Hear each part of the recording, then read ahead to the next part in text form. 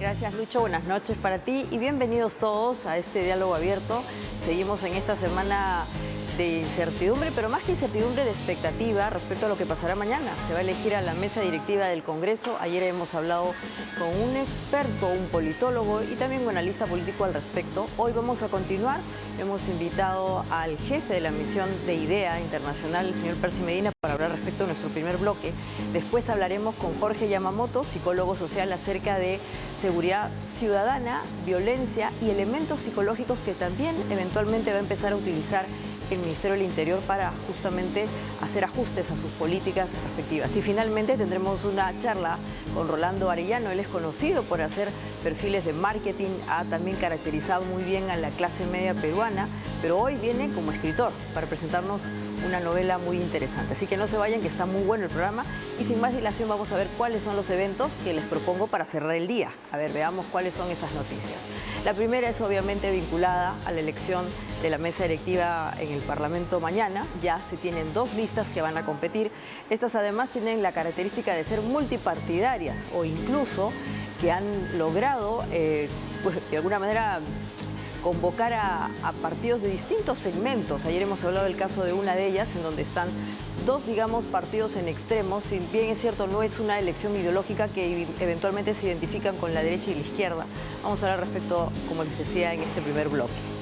La siguiente noticia está relacionada con un tema que obviamente también ha tenido su desarrollo durante la última marcha, y es que la Fiscalía ha solicitado que se levante información clasificada vinculada a la participación de la mandataria Dina Boluarte en las marchas del primer trimestre del año. Estas son informaciones vinculadas al accionar de las Fuerzas Armadas y obviamente también de la Policía Nacional. La Fiscalía lo solicita justamente para empezar a verificar responsabilidades, entre otras cosas. La tercera noticia, vamos ahí, tiene que ver con el Ministerio de Educación. Más de 165 docentes habrían fraguado documentación, esto en la lógica de mejorar justamente la transparencia y saber exactamente quiénes son los que están generando meritocracia. Y no es un dato importante porque obviamente implica que hay que empezar por casa. Imagínense esos maestros. Y el último, vamos a verlo, aquí está. Es un tema también relevante y que hace justicia al accionar y obviamente a las denuncias de varios implicados y obviamente también periodistas. Es que va a llegar una comisión de 2 emisarios directamente vinculados con el Papa y en este caso con el Vaticano para investigar los casos de violencia sexual que habrían sufrido ciudadanos peruanos, ¿no? Estas dos personas van a investigar concretamente los casos en los que se involucra esta sociedad de creyentes, que eso es el sodalicio de la vida cristiana. Vamos a estar muy atentos porque estas dos personas además tienen amplia experiencia en casos similares en países como por ejemplo Chile, en donde se hizo condenas ejemplares. Y con esto les doy la bienvenida a nuestro diálogo abierto.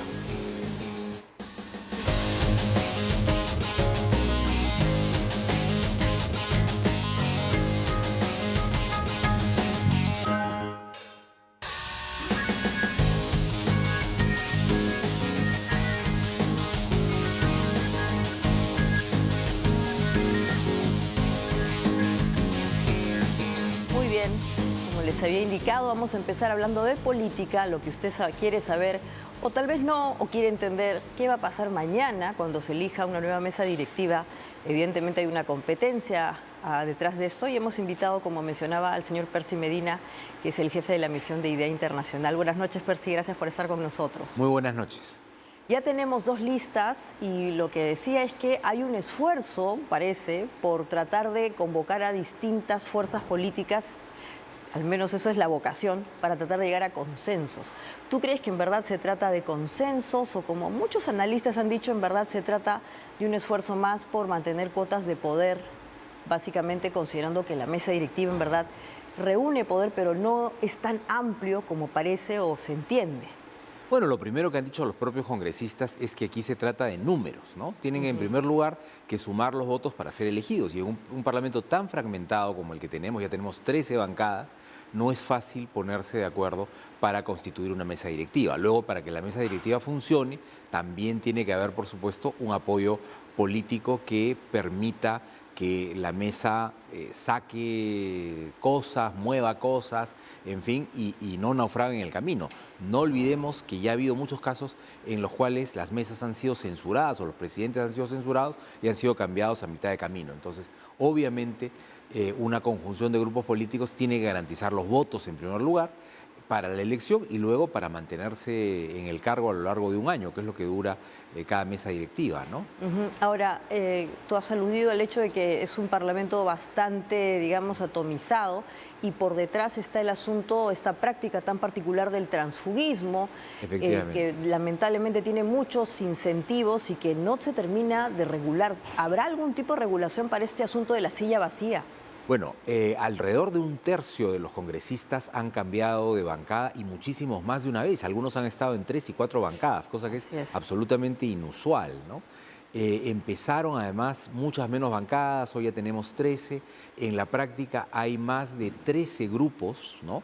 Porque si bien es cierto, hay 13 bancadas, hay más de 20 facciones que votan en el Congreso de acuerdo con distintos temas e intereses. Entonces, en un parlamento así es muy difícil ponerse de acuerdo, ¿no? Salvo con el toma y daca, que es algo que ocurre en los parlamentos en todo el mundo, pero que cuando solamente se basa no en acuerdos políticos, sino en yo te doy para que tú me des, entonces ya se vuelve pues una situación, digamos, políticamente delicada, ¿no? Porque un parlamento empieza a no tener rumbo. Entonces yo espero, ojalá, que la elección de una mesa directiva mañana nos reconduzca a una situación en la que la nueva mesa directiva busque relacionarse con la gente, busque reconciliar al Congreso con los ciudadanos. El Congreso tiene una pésima imagen, tiene muy mala confianza, la gente desconfía de los partidos, desconfía del Congreso, de los políticos. 9 de cada 10 peruanos están insatisfechos con la democracia. Entonces, en esas circunstancias, si la nueva mesa directiva no toma esto en serio y no busca reencontrarse con la gente, entonces creo que no va a estar cumpliendo la tarea que le toca cumplir, ¿no? Claro, en algún momento el Tribunal Constitucional indicó que era muy difícil regular o evitar justamente que se produzca este transfugismo ilegítimo. ¿Tú opinas que es igual? Que se dio una norma que efectivamente el tribunal dijo que vaciaba de contenido el mandato parlamentario y que por lo tanto era inconstitucional, porque prácticamente limitaba de manera extrema la posibilidad de un parlamentario que abandonara su bancada para realizar casi cualquier labor.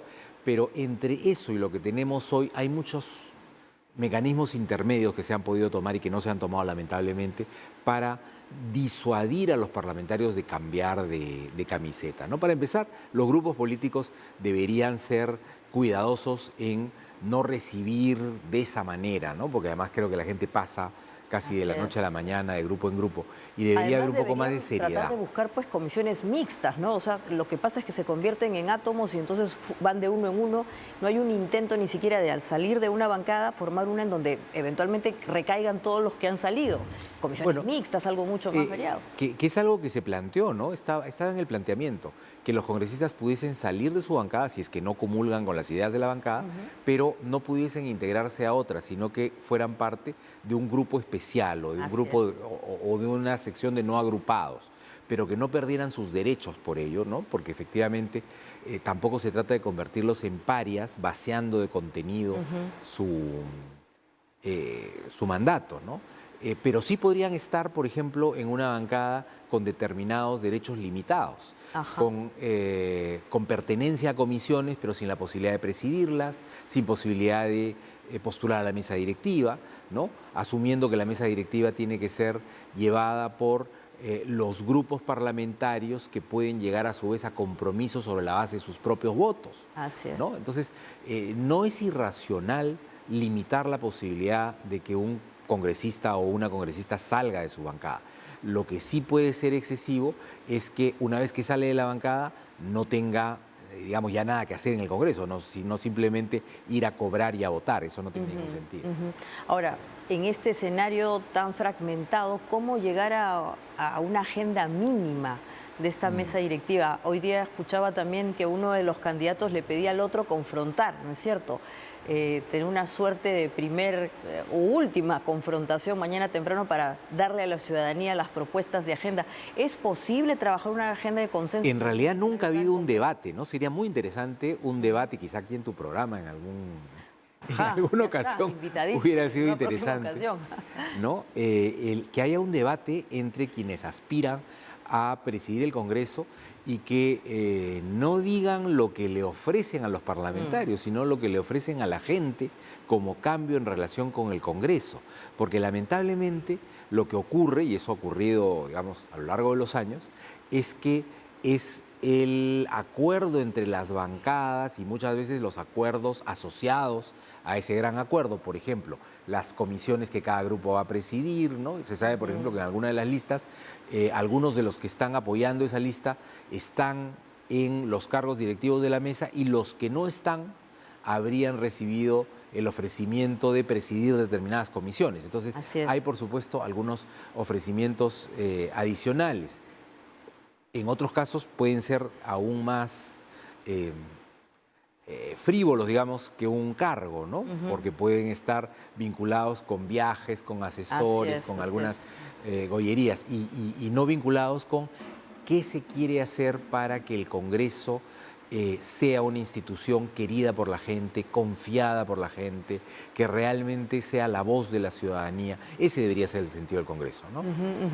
Y ya yendo un poco justamente a la lógica de lo que va a pasar el viernes, ¿no? Estamos justamente en esta semana en donde se produce esta rendición de cuentas, que es lo que finalmente es el mensaje que dará la presidenta. ¿Cuál crees que debería ser el fondo de ese mensaje? Que es un contexto complejo, ¿no? Esta situación en el Parlamento, pero también lo que socialmente hemos vivido unos días atrás. Bueno, ¿no? todo mensaje presidencial tiene que tener básicamente dos elementos, ¿no? Uno es un balance de qué cosa se hizo en el tiempo que transcurrió, qué cosa se logró hacer y qué cosa no se pudo hacer y por qué, ¿no? Eso es parte esencial de la accountability, ¿no? El asumir responsabilidad sobre lo que se hizo y sobre lo que no se hizo y explicar por qué no se hizo. Eso creo que es un elemento fundamental. Y otro elemento es también el plantear hacia el futuro que viene para que los actores políticos tengan, digamos, una idea de en qué juego político se van a desenvolver. Y ahí, evidentemente, la presidenta tendría que plantear las líneas maestras de por lo menos sus próximos meses, su próximo año de gobierno y cuáles de esas líneas requieren el apoyo político del Congreso, porque por algo se hace además el mensaje a la nación justamente en el Congreso, porque lo que se requiere es apoyo político para determinadas ideas fuerza, ¿no? Lamentablemente nosotros hemos perdido muchas veces el sentido de lo que son las grandes ideas fuerza de gobierno, las grandes líneas, y a veces lo que se hace es simplemente un listado de obras, ¿no? Y eventualmente un listado de algunas promesas, muchas de las cuales ni siquiera se cumplen, pero ¿cuál es la visión? ¿Hacia dónde vamos? ¿Cuáles son los problemas que hay que enfrentar, ¿no? ¿Qué pasa con la crisis económica? ¿Qué se va a hacer? ¿Hay preocupación y medidas que se van a tomar frente a la posibilidad de un niño y los desastres que eso puede traer? En fin, hacer pues una mirada que requiera también el apoyo político del Congreso y de la gente, ¿no? Porque también se trata de convocar la adhesión de la ciudadanía a esas ideas fuerzas de gobierno. Ahora, obviamente estas medidas que tú estás dando ni siquiera son de largo plazo, son de corto, mediano plazo. O sea, son lo que va a pasar de aquí al primer trimestre del 2024. ¿Debería ella tratar, como has dicho, de trazar, porque este va a ser, digamos, el primer mensaje oficial, alguna línea para esperar los próximos, no sé, hasta al final de su mandato? Porque hay mucha incertidumbre sobre justamente y algunos cuestionan la naturaleza, justamente este proceso que estamos viviendo, que es completar un gobierno que lamentablemente ha tenido el final que sabemos, lamentablemente digo, para la democracia y para los ciudadanos peruanos, o debería concentrarse, como tú dices, en cosas muy puntuales, no más de 6 meses. Lo que pasa es que la política ha adquirido una velocidad en todas partes, ¿no? Que hace que 6 meses sean largo plazo, ¿no? No debería ser así, ¿no? Lo ideal sería que pudiésemos tener miradas a 10, 20, 30 años. Eso es lo que hace un país serio, ¿no? Que quiere, y además que sean miradas de acuerdo general, transversales a las distintas fuerzas, pero eso a estas alturas es casi pues Es mucho pedir. Como mucho pedir, ¿no? Qué Entonces, lástima. lo mínimo que sí tendría que haber es por lo menos una mirada a lo inmediato, ¿no? Y la búsqueda de ciertos acuerdos, porque creo que uno de los elementos que tiene la política hoy es una gran incertidumbre que no ayuda a los actores y a la ciudadanía en general a tomar decisiones en relación con su vida cotidiana, ¿no? La gente tiene que saber si puede endeudarse o no puede endeudarse. Así es. Si va a enfrentar un nuevo reto en relación con su vida, lo que fuera. Hasta para tener un hijo, ¿no? Una pareja tiene que saber a qué tiene que... Así es. qué escenario va a vivir. Y los gobernantes tienen que hacer una visión prospectiva, rigurosa, seria de en qué situación estamos.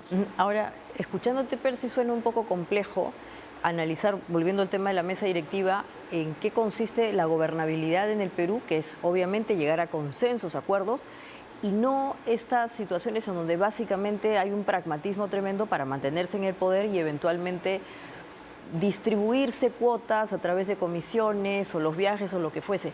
¿Dónde empieza justamente la diferencia, ¿no? Para que la gente entienda, porque pareciese que ya gobernabilidad es igual a repartición de poder o mantenimiento de cuotas de poder, y entonces hablar de gobernabilidad suena a chiste. Ese es el drama de la política, ¿no? Cuando la política se vacía de contenido, ya no se están discutiendo ideas, los problemas de la gente, los intereses del país y el bien común, sino lo que se discuten son los intereses personales e individuales de quienes ejercen el poder, como si el poder fuese una propiedad privada de quienes lo ejercen y no un mandato que han recibido, ¿no? Porque el poder es un encargo, el mandato es un encargo. La gente se reúne el día de las elecciones, nombra a una persona y le da un encargo. Por 5 años me vas a gobernar.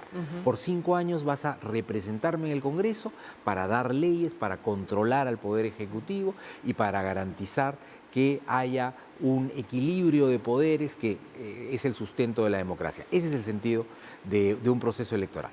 Pero cuando los gobernantes en todo el mundo asumen que lo que han recibido es un cheque en blanco, ¿no? Y que pueden hacer a partir de eso lo que les parece, entonces la democracia se distorsiona y estamos en lo que vemos en muchas partes.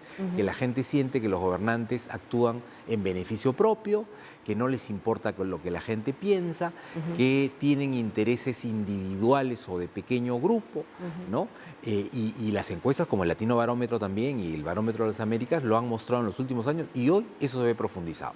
Y nuevamente, 9 de cada 10 peruanos no están satisfechos con la democracia. ¿Qué significa eso? ¿Cuál es la lección que hay que sacar de ahí y cómo hacer para que la política responda a la gente, ¿no? O sea, a la gente que tiene preocupación por si va a mantener su empleo, por la calidad de la educación de los hijos, por si va a haber medicinas en el centro de salud, etcétera. Eso es lo sustantivo de la política.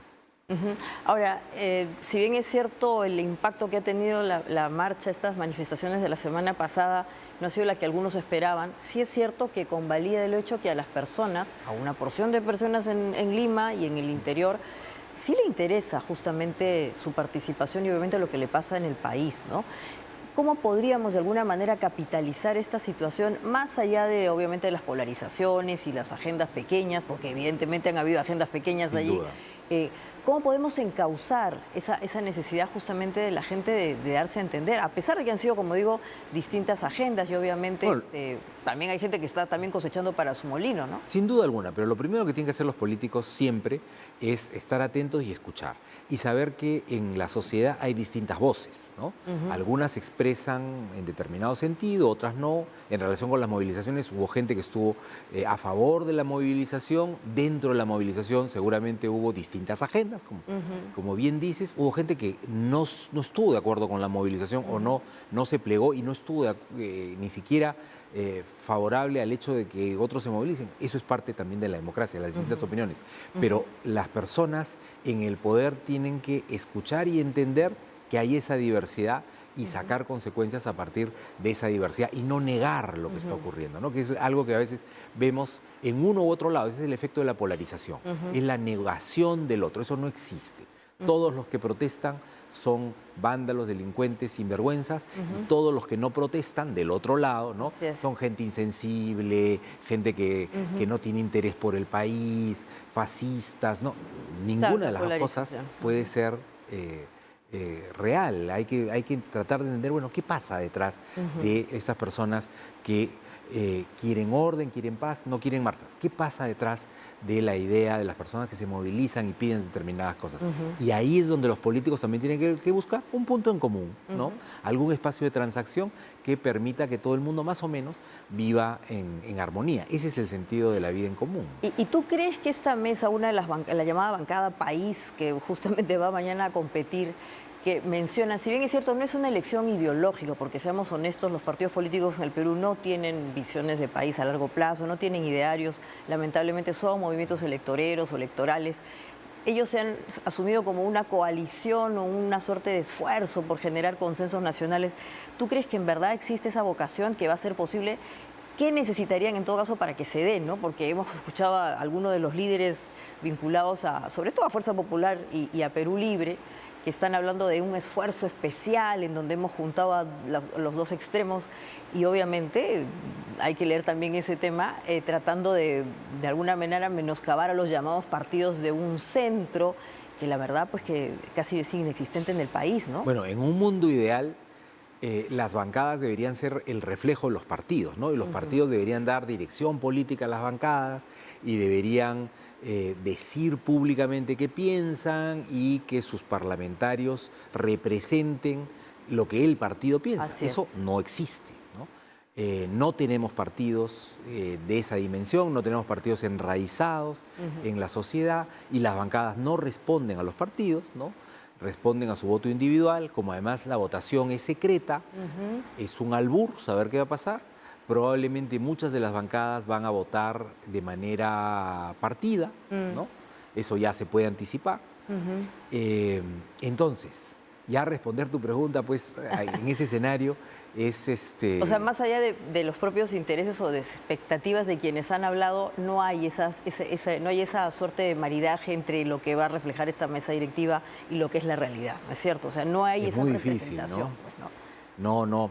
Eso es el reflejo justamente de la crisis de representación, ¿no? De que quienes están ahí en el Congreso o en muchos espacios de poder terminan representándose a sí mismos, ¿no? Y entonces es su propia voluntad la que se hace, y no es que recojan ni el mandato, ni la demanda, ni la voz de nadie, ¿no? Terrible, terrible. Bueno, vamos a ver qué pasa justamente mañana, pero eventualmente ojalá que vuelvan al Perú políticos como por ejemplo el que acaba de fallecer, ¿no? Ha fallecido Augusto, bueno, se ha confirmado en todo caso la noticia del fallecimiento del expresidente del Tribunal Constitucional, Augusto Ferrero Costa, que obviamente es un magistrado importante y bueno, muy lamentable, que corresponde además a una generación de políticos y de juristas que ya casi no estamos viendo. Muchas gracias, Percy, por haber estado con nosotros, y bueno, lo comentaremos después seguramente, vamos a ver qué pasa. Gracias.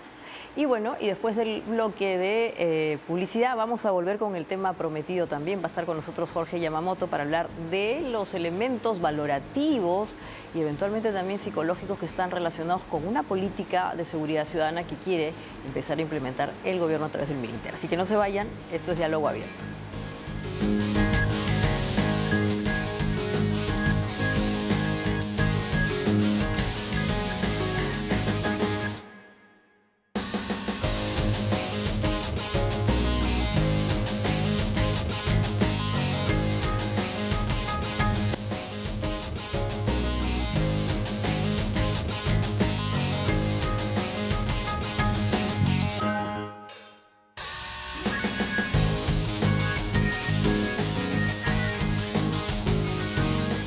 Muy bien, estamos de vuelta y conversaremos ahora con Jorge Yamamoto. Él es psicólogo social, además es una persona que entiende muy bien la psicología de nuestro país, que es tan complejo, pero queremos hablar acerca de seguridad ciudadana y cómo es que el tema de los valores, de los elementos más intrínsecos, están justamente vinculados con esta situación.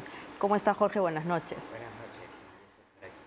Exactamente, tú has hablado mucho en varias de tus declaraciones acerca del tema valorativo, y el hecho de que esto también implica tener conductas cínicas o en donde definitivamente ya estamos en una anomia, en donde no nos importa nada, y eso es lo que ha hecho que de alguna manera estemos viviendo unos niveles de inseguridad tremendos, aun cuando es un tema de percepción, ¿no? Hay la percepción de que el Perú hay más inseguridad, pero de acuerdo, incluso ayer hablamos con un experto de números, él decía que no hay tantas víctimas, pero la sensación es que sí, que vivimos en un lugar con mucho peligro y que nos acecha, pues, obviamente, esa situación, ¿no?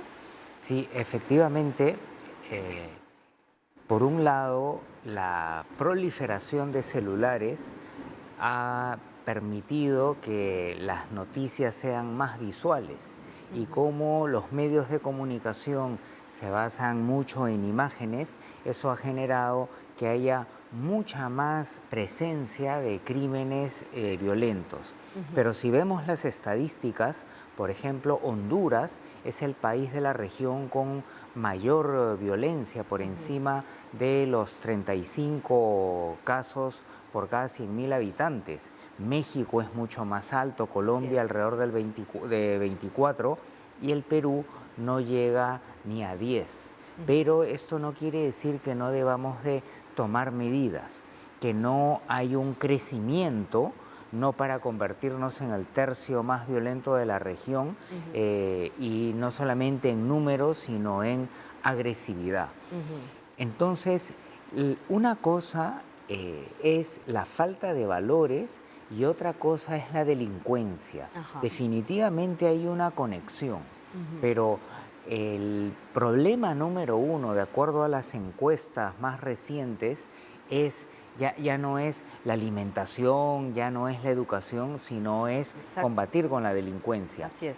Entonces ahí hay un proceso muy concreto y es una acción policial eficiente que es sucedida por una acción de la Fiscalía y del Poder Judicial eficiente, de tal manera que es como el niño que una vez mete el dedo al enchufe y le pasa corriente y ya no lo vuelve a hacer. Entonces, siempre va a haber delincuencia, pero se va a ir restringiendo, se va a ir reduciendo. Pero, ¿qué pasa? Si solamente se trabaja a ese nivel, se genera una olla a presión. Entonces, hay que analizar el origen de la delincuencia. Entonces, el detectar cuáles son las zonas críticas y el proceso por el cual ocurre es fundamental. El actual ministro del Interior, el ministro Romero, antes de ocupar este cargo, ya había desarrollado un diagnóstico de cuáles son las áreas que generan la mayor delincuencia. Y ya viene actuando en ese nivel para generar medidas de prevención. Pero ya con un plan nacional se puede tener un efecto mucho más importante. Hay un momento en el cual empieza la delincuencia y ahí se puede generar un cambio. Pero cuando ya tienen varios años de práctica profesional, la probabilidad de que se rehabiliten es muy baja. Entonces, combatir la delincuencia, pero cortarle el cable a las nuevas generaciones que perpetúan la delincuencia. Ese es un proceso Ahora, importante. el tema de la inseguridad no solamente propia del Perú, en la región hay otros países en donde se ha incrementado, incluso, como decía, hay crimen organizado y estamos hablando de bandas globales. Ayer hemos hablado del Tren de Aragua, opera en Chile, aquí, y en ese medio aparecen visiones, o en todo caso soluciones bastante extremas, como el caso del presidente Bukele, que tiene muchos admiradores aquí. Ese tipo de medidas que, como bien decías, a través de las redes sociales se ven, obviamente, y tiene mucha difusión por las fotos, las imágenes, que son de verdad pues muy represivas. ¿Tú crees que son una manera de solucionar este problema o a qué obedecen en todo caso? Sí. Históricamente han habido casos de países con muy elevada delincuencia que a través de la mano dura han logrado reducir drásticamente. Entonces, de funcionar, funciona. El problema es que en los casos históricos se les ha ido la mano y se les ha ido bien lejos. Entonces, se cometen excesos que hay que evitarlos, pero sin mano dura, no digamos mano dura, sino con una norma clara, una policía que la hace cumplir y un poder judicial que inhibe a esos individuos, la cosa se regula, pero en tiempos récord. La delincuencia que crece año a año se podría regular en menos de un periodo presidencial. Entonces, hay casos como Singapur, como Corea del Sur, pero lo más cercano que se tiene es ese caso justamente del presidente Bukele.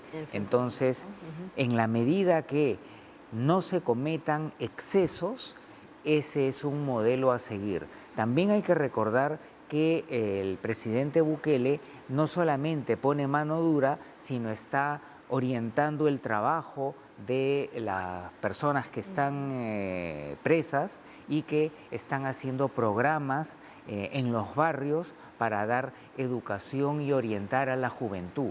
Entonces, el detalle de qué tan bien estructurado está eso, directamente no lo conozco, pero en principio esos son los 3 pilares para generar ese cambio que tanto deseamos. Ahora, ya que hablamos también de valores, temas valorativos, el principio de la autoridad es importante, ¿no es cierto? En algunas sociedades, también has mencionado Singapur, otras, en donde se respeta, en este caso, a las fuerzas policiales, a las fuerzas del orden, y hasta cierto punto es lo que justamente da tranquilidad, porque todo el mundo sabe que esa policía o esa autoridad te va a dar tranquilidad y resguardarte de los peligros. Cuando a veces hay situaciones de corrupción, se pierde la confianza en ese tipo de principio y obviamente decimos no hay autoridad. Y obviamente también está el otro discurso, que va en contra de la policía y lo que simplemente hace es la deslegitima y obviamente ya no vale para nada, ¿no? Voy a ir al caso no del Perú, sino por ejemplo lo que ha pasado en Chile, en donde ha habido mucha represión de parte de los llamados carabineros, que hoy día lamentablemente ya no representan esa seguridad y esa tranquilidad. ¿Cómo podemos llegar a un nivel, Jorge, en donde el principio de autoridad sea relevante y no sea utilizado como una forma de, digamos, deslegitimarlo, implicando, por ejemplo, o mencionando, por ejemplo, represión, ¿no? Porque ahora se escucha los dos extremos, o la represión o la autoridad. Y entonces es como que no hay un punto intermedio y odiamos a la policía o la queremos. Sí, efectivamente, hay por lo menos 3 pilares también en este caso. El tema de la ausencia de abuso de autoridad, el tema de del enforzamiento con calidez y el tema del liderazgo de la fuerza policial, que va más allá de la fuerza policial y se convierte en un agente de confianza ciudadana. Entonces, hay malos efectivos en la policía y la percepción de corrupción en la policía de tránsito, que en las comisarías se voltea algunos procedimientos por cuestiones non santas, es un pilar fundamental que se debe trabajar. Y a nivel organizacional, claro, está tan generalizada esa percepción que parecería difícil lograrlo, pero es una cuestión de técnica de gestión de organizaciones y un liderazgo marcado.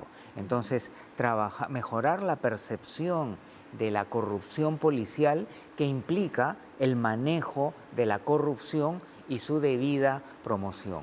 Luego, si nosotros vamos a un restaurante y el guachimán nos maltrata, entonces ya se genera un corte y una polarización, ¿no? Y es probable que nos vayamos al otro restaurante. Entonces, ¿cuánto más en una institución oficial?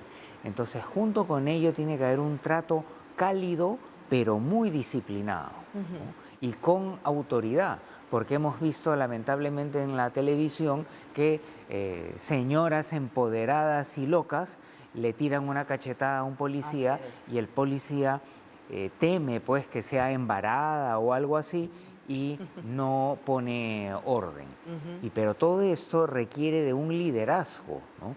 De una cabeza que de manera decidida genere ese cambio, que se vea en la calle la calidez, que se convierta en algo sumamente extraño, que pidan coima en la comisaría o en el tránsito y que la policía se convierta en esa imagen de una señora que iba a ser secuestrada y lo abraza. Así ¿no? es, por ejemplo, el caso de este policía ya héroe, ¿no? En la imagen de esta pretendida tercera toma de Lima, en donde no han habido disparos, no han habido muertos y se ha visto una estrategia y una organización en la que se dejó protestar legítimamente a las personas, pero cuando habían gente delincuente, las han grabado, ya están cayendo una por una y se controló el tema violento. Entonces eso, por ejemplo, es un acto reciente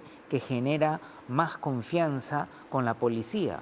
Pero si uno de pronto es detenido y por ahí hay algún tema de coima, se cae ese gran esfuerzo. Tú dirías entonces que la percepción de la Policía Nacional es frágil, que no está premunida de un respaldo social. En determinado momento, la policía ocupaba los primeros puestos de la percepción de corrupción.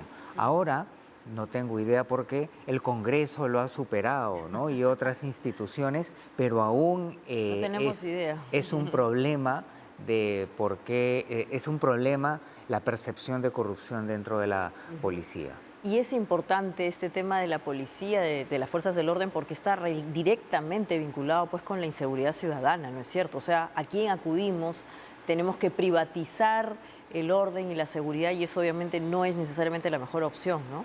Correcto. Y asumiendo los casos de corrupción, es el mundo al revés y es la autopista de entrada para que dejemos de ser una sociedad informal para convertirnos en lo que somos ahora y es una sociedad que está migrando de informal a crimen organizado.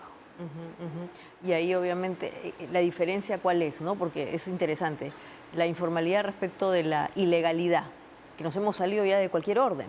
Claro, digamos que la informalidad asume que las personas hacen atajos para salir adelante dentro o fuera de las normas establecidas, ¿no? Entonces yo quiero hacer un negocio, pero no voy a inscribirme, no voy a tener RUC, no voy a tributar, pero no soy un delincuente, ¿no? El otro nivel es que ya yo me organizo, ¿no?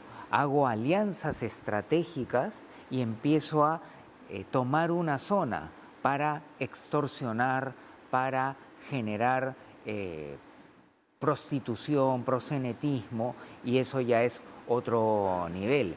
Entonces, si vemos los poderes, vamos a encontrar que se sabe claramente que algunos congresistas están vinculados a la minería ilegal, a la pesca negra, al contrabando, a las universidades Bamba, etcétera, que en las noticias también aparecen policías que deshonran a la institución, pero que están coludidos con la minería ilegal, la trata de blancas, etcétera. Y el Poder Judicial, lo mismo. Entonces, los poderes del Estado están copándose por el crimen organizado. Y ellos dictan las leyes, enforzan las leyes y de pronto los expedientes judiciales se queman en una protesta. Entonces, esta es una sociedad que está siendo tomada o ya ha sido tomada en parte por el crimen organizado. Dejamos de ser informales para lo otro. O sea, nos hemos ido a un extremo más complicado. Para cerrar, Jorge, ¿tú qué esperas del mensaje de 28 de julio? ¿Esperas algo o no esperas nada? Bueno, el mensaje del 28 de julio... Primero, hay que entender el contexto y la comparación, ¿no? Si nosotros pensamos un perfil de gobierno ideal, obviamente que hay muchas críticas que hacer, ¿no? Y que está bien que se hagan. Pero por otro lado, si comparamos de dónde venimos, estamos pues en la NASA, en el paraíso, ¿no? Hay que ver ese contexto. Entonces creo que en el mensaje presidencial, a diferencia del último mensaje largo, no debería de haber tanta estadística de autobombo, ¿no? Sí puntualizar y comparar la situación actual con la presente y generar 2 o 3 lineamientos claros y concretos que ataquen los problemas principales que según los estudios de mercado son la corrupción, en número 1 la delincuencia y en segundo lugar la corrupción, y el resto ya estaría en mucha menor proporción, y que se presenten estrategias claras, eficaces para comenzar a combatir esto, porque ningún gobierno lo va a poder resolver en 3 o 4 meses, pero que nos den acciones concretas y para que volvamos a tener la esperanza. Es como cuando el Perú pierde un partido, pierde otro, pero de pronto gana uno y empata y decimos, sí podemos ir al Mundial. Y esa esperanza que nos alegre la vida y que nos permita empezar a unirnos, no con floro, sino con estrategias comunes que al caminar nos hagamos menos polarizados. Estupendo, muchas gracias Jorge. Ese último mensaje ojalá que sea valorado, porque en verdad necesitamos esperanza, es un reto y obviamente, como has dicho, y también lo ha repetido Percy Medina, 3 o 4 cosas básicas que nos den tranquilidad que se pueden ejecutar. Excelente. Gracias otra vez y nos vemos en otro diálogo abierto entonces. Y después del corte vamos a volver con el señor Rolando Arellano. Él es reconocido también por sus estrategias de marketing, pero vamos a hablar de El Tesoro. Es una relectura de la historia del Perú que probablemente también tiene que ver con estos elementos que hemos compartido en la charla con Jorge Yamamoto. Así que no se vayan, esto es Diálogo Abierto.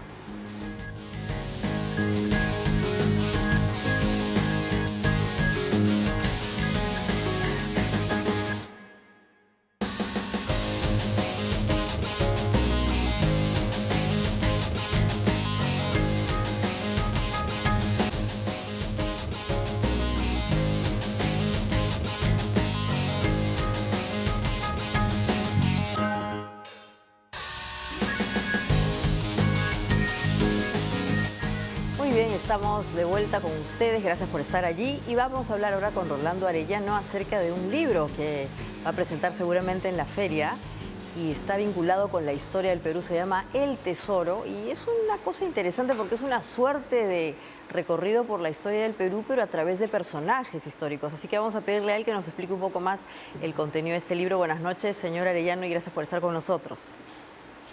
Buenas noches, Maite, buenas noches a todos los que nos ven y escuchan.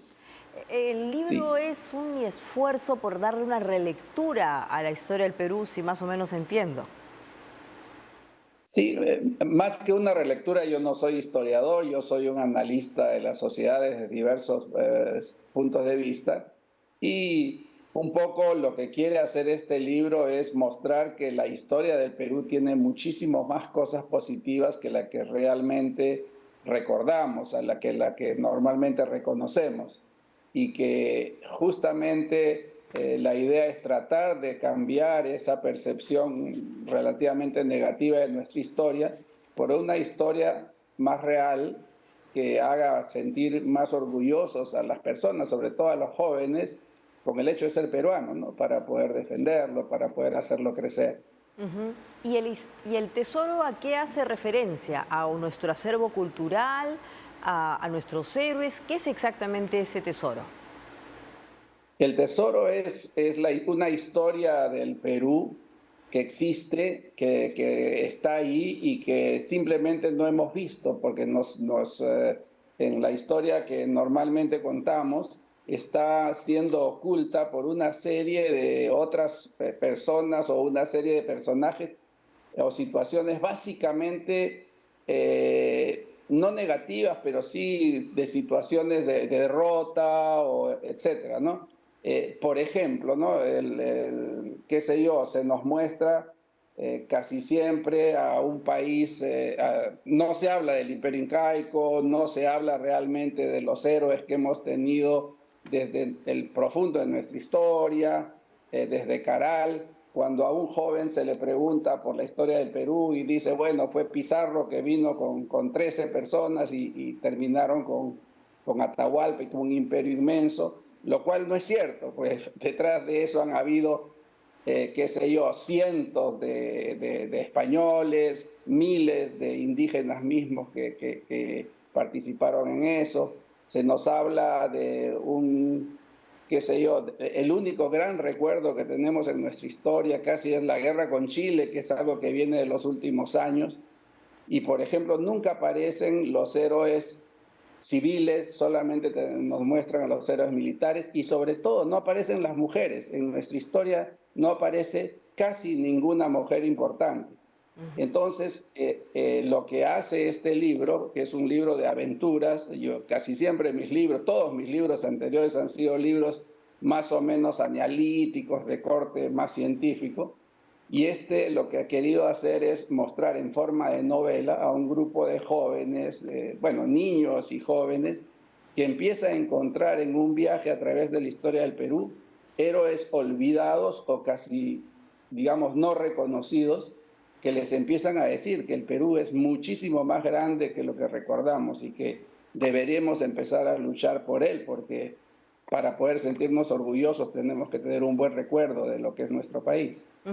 Y usted siente, ya que estamos justamente cerca del 28 de julio y hablemos de la patria, ¿usted siente que en el Perú entonces nuestras narrativas, nuestra forma de vincularse con lo que es nuestra identidad no siempre es optimista, puede ser pesimista? Usted que conoce tan bien la psicografía del peruano, hay que cambiar esa percepción a través de nuevos relatos. Absolutamente, o sea, casi todo lo que hablamos es lo negativo que lo que nos está pasando, pero no estamos hablando de todo lo positivo que hemos tenido.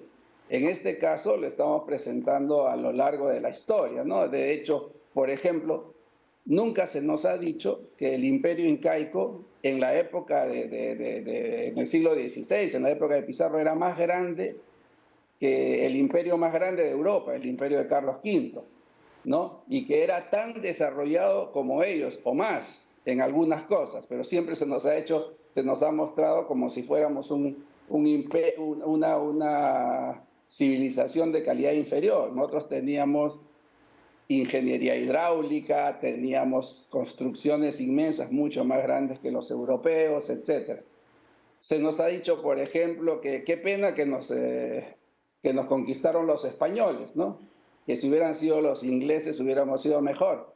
Pero la verdad es que si uno analiza lo que ha pasado con la mayoría de colonias inglesas en el mundo, la India, el África, China o incluso los Estados Unidos, vemos que los indígenas de esos países han terminado o relegados o viviendo en reservas, mientras que aquí en América se formó el gran mestizaje, el único gran mestizaje en el mundo, ¿no? En las colonias del mundo, y eso en parte porque somos pues también españoles, o sea, hijos de españoles y de indígenas que hemos creado una nueva raza, ¿no? Ahora, ¿cómo tener una visión, usted dice realista, pero evidentemente que tampoco sea exageradamente optimista y exageradamente negativa, el equilibrio, ¿no? Porque claro, tenemos un pasado importante y que siempre nos enorgullece, pero como se dice en psicología, quienes solamente se fijan en el pasado son nostálgicos y quienes se fijan en el futuro son muy optimistas. ¿No habría también que empezar a dibujar nuestro futuro, señor Arellano? Por supuesto que sí, por supuesto que sí. Y nuestro futuro en el Perú se está formando ya en este momento y se empezó a formar hace, digamos, el último gran cambio social que se está dando en el Perú, y el libro lo muestra. Estos aventureros terminan ahí, en la periferia de las ciudades grandes ahora, claro, Arequipa, Trujillo, pero sobre todo Lima, donde por primera vez se encuentran todos los lugares del Perú, todas las regiones del Perú se encuentran y empiezan a convivir para formar realmente una nueva nación peruana, ¿no? una nación, no ni siquiera una nueva, una nación peruana que se encuentra y este libro, después de hablar con Pizarro, con la Perricholi, con, qué sé yo, con don Andrés Avelino Cáceres, Ricardo Palma, etcétera, terminan en un gran festival, una gran pollada, digamos, como decían, en Villa María del Triunfo, que es donde se está formando el futuro del Perú. Y aquí también hay una revalorización, como usted ha indicado, del rol de la mujer. Por ejemplo, ¿qué personajes? La Perricholi, Catalina Huanca, ¿qué otras más aparecen? Porque en efecto, le está haciendo usted justicia a una gran parte de la población femenina que no está presente en nuestra historia. Mire, si nosotros nos remontamos, nosotros hablamos de los incas, muchos de los cuales han sido de alguna manera leyendas, pero reconocemos muy poco desde comenzando qué sé yo, a Mama Ocllo y a sus hermanos, ¿no? No aparecen en nuestra historia. Las capullanas, que eran las líderes en todas las regiones del norte. Inés Guaylas, la esposa de Pizarro, pero que tuvo un papel importantísimo en nuestra historia. La señora Josefa Tito Condemaita. Nosotros hablamos mucho de Tupac Amaru, pero no hablamos de Josefa Tito Condemaita, que era una mujer que era jefe, además de jefe activa del ejército, y que cuando es apresada es ejecutada de la misma manera que a Tupac Amaru, pero de él no se habla. No hablamos de Aurora Moreno de Cáceres, que es la esposa del mariscal Andrés Avelino Cáceres, de hecho un general triunfador en la guerra con Chile y mucho menos recordado que otros, pero sin la señora Aurora Moreno de Cáceres simplemente no hubiera habido posibilidad de que el ejército de Andrés Avelino Cáceres en la sierra pudiera retener digamos, la entrada de los invasores de Chile en la guerra con Chile. Y podemos seguir avanzando así, ¿no? O sea, hasta hoy mismo, ¿no? Sí. Recordamos a don Julio Cetello a veces, digamos, entre los civiles, pero María Rostorovsky o nuestras mujeres ahora, Ruth Shadí, la descubridora de Caral, que es la ciudad más antigua de América. Exactamente. Estaba revisando aquí justamente el libro y como usted dice, las aventuras que están con títulos muy sugerentes, ¿no? Las 3 generaciones del futuro. Eso es justamente lo que nos está comentando. ¿Cómo es que vamos del pasado al futuro? ¿Cómo es eso? O sea, ¿en qué momento justamente estamos empezando a escribir nuestro futuro? Porque es importante. La forma en que nos identificamos con nuestro país tiene que ver con nuestra narrativa. ¿Cuál debería ser la narrativa del futuro? ¿Cómo deberíamos vernos en el Perú como un país global, como esta gran fuente de riqueza para el mundo? ¿Qué nos sugiere usted? Fíjense, por ejemplo, de hecho deberíamos vernos como un país con inmensos recursos y claro, hablamos mucho de la delincuencia que tenemos ahora, ¿ya? Pero entre otras cosas, y no es que yo diga que no hay y que no hay que combatirla, pero si uno analiza las cifras, el Perú en América Latina es el tercer, digamos, con Chile y con Uruguay, son los países con menor violencia en toda América Latina, ¿ya? En homicidios se dan 5 por cada 100.000 en Perú, y que es más o menos lo que un poquito menos Chile y Uruguay, pero es 35 en Colombia, 40 y tantos en México, 70 en Venezuela. Es decir, no estamos tan mal como nos presentan todo el tiempo, ¿de acuerdo?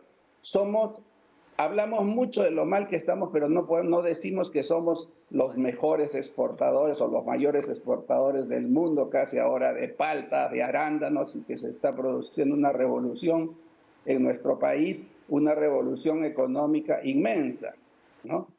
Entonces, tenemos que empezar a ver los aspectos positivos. No podemos ser expertos en infelicidad. La mayoría de nuestros intelectuales solamente empiezan a mostrar lo mal que nos está pasando, pero no empiezan a mostrar que somos el país más empresario del mundo, que cuando en otros lados las personas empiezan, y digamos, ante una situación como la que tiene el mundo hoy, de inflación y todas estas cosas, simplemente se quedan paralizadas, los peruanos salimos, ponemos un mantel en la calle y empezamos a vender cosas y empezamos a tomar nuestro futuro. Así es, exactamente. Es lo creo que lo tenemos que reconocer de nuestra historia y es lo que queremos hacer con este libro, que es mi primer libro novela, digamos, que es un libro para más básicamente para jóvenes, hacer que los niños...